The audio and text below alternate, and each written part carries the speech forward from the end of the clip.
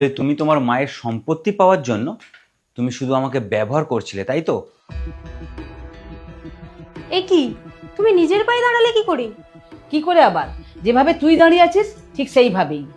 তার মানে তুমি এতক্ষণ নাটক করছিলে? হ্যাঁ, ওই রকমই কিছু একটা ভাবতে পারো। আমি দেখতে চেয়েছিলাম আমার হবু স্ত্রী কী রকম, তার মাইন্ড কীরকম, সে নিরীহ মানুষদের সাথে কীরকম ব্যবহার করে। হ্যাঁ, বলতে পারো এটা তোমার একটা ছোট্ট পরীক্ষা নিচ্ছিলাম আমি, আর সেই পরীক্ষায় তুমি ফেল করেছো। আমি জানি তোমাদের মতো বড় লোক এরকম নিরীহ মানুষদের সাথে কীরকম ব্যবহার করে, তাই আমি এরকম একটা নিরীহ মানুষ সেজেছিলাম যাতে আমি বুঝতে পারি তোমার মাইন্ড কীরকম। তার মানে তুমি আমাকে মিথ্যে কথা বলেছিলে? কি করবো ম্যাডাম, বড় মালকিনের অর্ডার ছিল, তাই আমি বলতে বাধ্য হয়েছি। মা তুমি? হ্যাঁ, আমি বলেছিলাম পবিত্র তোকে যাচাই করে নিতে চেয়েছিল। আমি বলেছিলাম যে পবিত্র, এতদিন তুমি নিঃস্বার্থভাবে আমার সমস্ত সম্পত্তি তুমি দেখাশোনা করেছো। আমি চাই আমার অবর্তমানে তুমি আমার সমস্ত সম্পত্তি দেখাশোনা করবে। তুমি কি আমার মেয়েকে বিয়ে করবে? তাহলে আমি খুব খুশি হব। এটা আপনি কি বলছেন ম্যাডাম?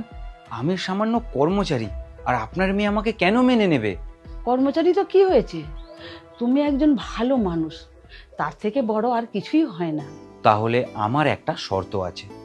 আমি আপনার মেয়েকে পরীক্ষা করে দেখতে চাই সে বিয়ের পর আমার সাথে ঠিক কীরকম ব্যবহার করবে।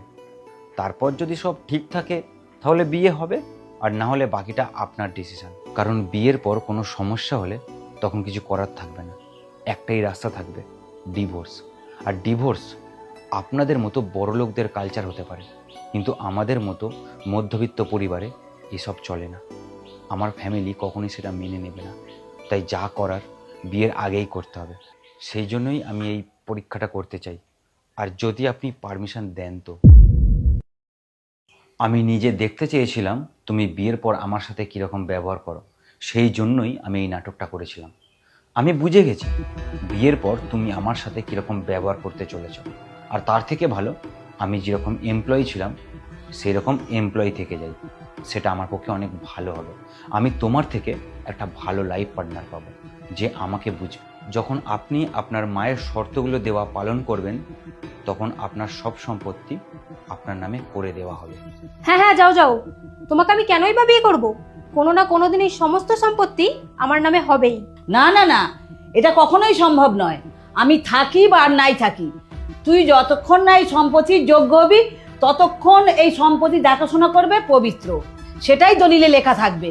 এবং মানুষের সাথেও ভালো ব্যবহার করাটা তোকে শিখতে হবে, তবেই তুই আমার এই সম্পত্তি পাবি।